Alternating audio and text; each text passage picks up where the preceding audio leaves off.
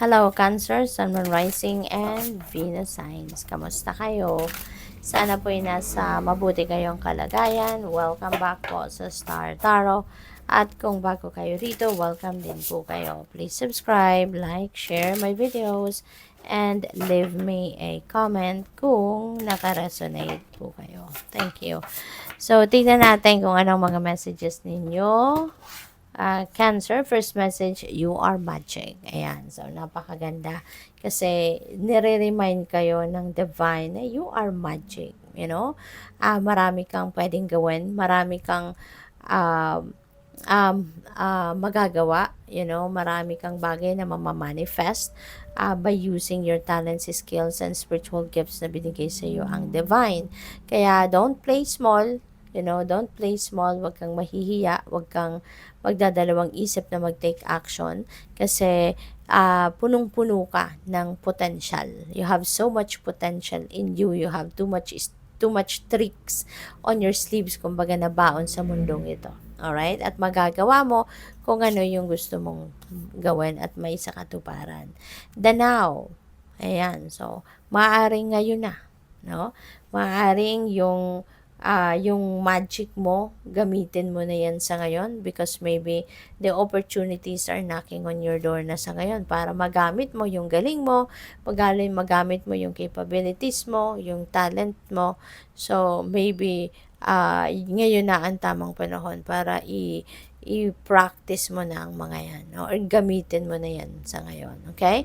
And also, this could be a reminder para sa'yo, no? Na the most powerful time or period in our life is the now. 'Di ba? Not yung kahapon, hindi yung bukas, kundi ang ngayon. Kasi wala nang sense, 'di ba? If you are going to focus on what happened already, 'di ba? Kung anong nakaraan na, natapos na, wala na din tayong kapangyarihan over that. Kaya parang wala nang dapat na, hindi mo na dapat na inaasikaso pa yon or pinibigyan ng panahon or oras, 'di ba? Or ganun din, ano, yung bukas. We don't even know if tomorrow will come, 'di ba? Hindi natin alam ang mga pangyayari sa buhay.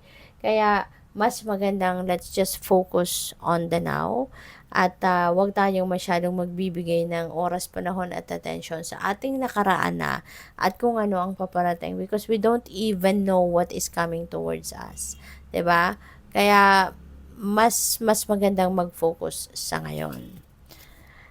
Collaboration of souls, maaaring you are going to partner with someone or a group of people dito. Po pwedeng in business, po pwedeng in a project, po pwedeng sa trabaho, baka meron kayong pagtutulungan, no, ng kung sino man. So, what else? We have moved beyond intention to belief. Ayan.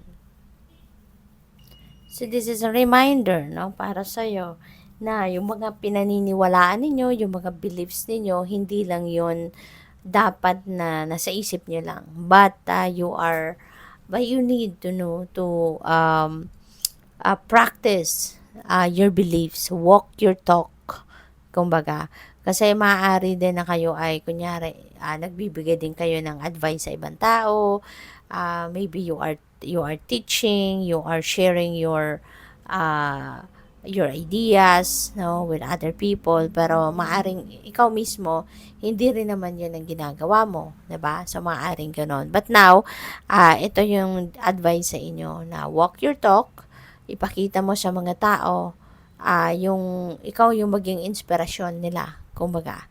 You know, kung ano yung sinasabi mo, yun din ang ipapractice mo sa buhay mo so that you will stand as parang role model nila, no? Or ikaw yung parang titignan nila, may inspire sila sa'yo because kung anong pinaniniwalaan mo, yun talaga din ang ginagawa mo.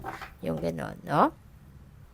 By the way, maraming salamat muna and shoutout po sa ating beloved channel member na si Juliet Mateo 6538. Maraming salamat po for your support sa channel.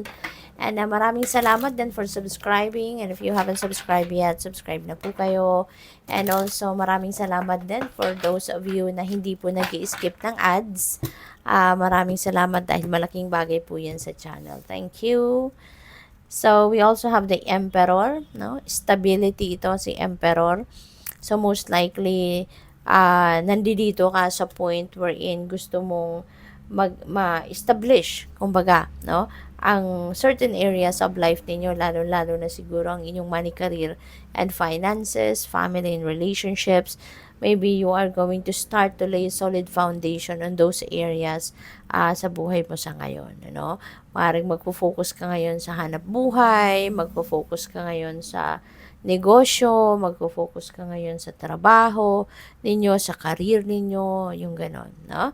Or even family, relationships, diba? Maaring mas magbibigay ka ng mas maraming oras ngayon sa mga areas din na yon, and you are going to cultivate it, you're going to nurture them, yung ganon, no? Pwede rin ang iba sa inyo dito, baka may promotion na matanggap, or maaaring nandoon ka na sa position of authority. No, baka na-promote ka na. Maaaring, baka na-appoint ka na or na-promote ka na, something like that. So, ano ka na ngayon? Kumbaga, meron ka ng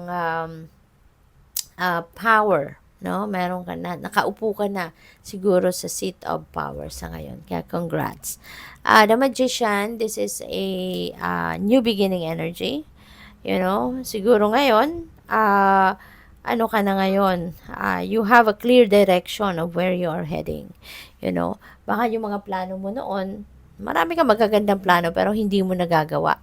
You know, for whatever reason, hindi mo nagagawa. Pero ngayon, maaaring may mga pagkakataon ka na gagawin mo na, sisimulan mo nang gawin ang mga plano mo. Kasi maaaring nakikita mo na yung ano mo, yung surroundings mo, conditions mo, kumbaga sa paligid, perfect na para simulan mo nang gawin ang mga gusto mong gawin. No? Maaaring ngayon, nakikita mo na kompleto na, you know, yung mga kakailanganin mo in order for you to take the first steps, 'di ba? Yung mga initial steps na kailangan mong gawin, siguro kung ano man ang mga kakailanganin mo dyan, nakikita mo nang nandiyan dyan na sa harapan mo sa ngayon, kaya you are ready now to take action. You know, wala na yung procrastination mo, wala na yung pagdadalawang isip mo. You know, kasi nakikita mo na right timing na to. This is divine timing na. Kasi nga, nakikita mo na everything na pwede mong kakailanganin dito sa, kumbaga sa first step na gagawin mo, nandiyan na. No? So, good luck sa'yo. So, we have Knight of Swords. Ayan. Changes are rushing towards you. Maraming pagbabago na magaganap. Maraming pagbabagong gagawin ka, or maraming pagbabago that you are going to embrace sa ngayon. So, pwedeng maraming oportunidad. No? Maraming oportunidad ang dadating, at you are going to seize every opportunity na meron dyan. Kaya, good luck sa'yo. You know? Kasi ngayon din, parang handa ka nang lumabas din sa comfort zone mo. You know? Handa ka nang mag-embrace ng mga bagong kaganapan sa buhay na mga dati hindi mo naman ginagawa. Ngayon, maaaring ready ka na rin gawin ito. So, good luck. Thank you for watching. Love and light. Namaste.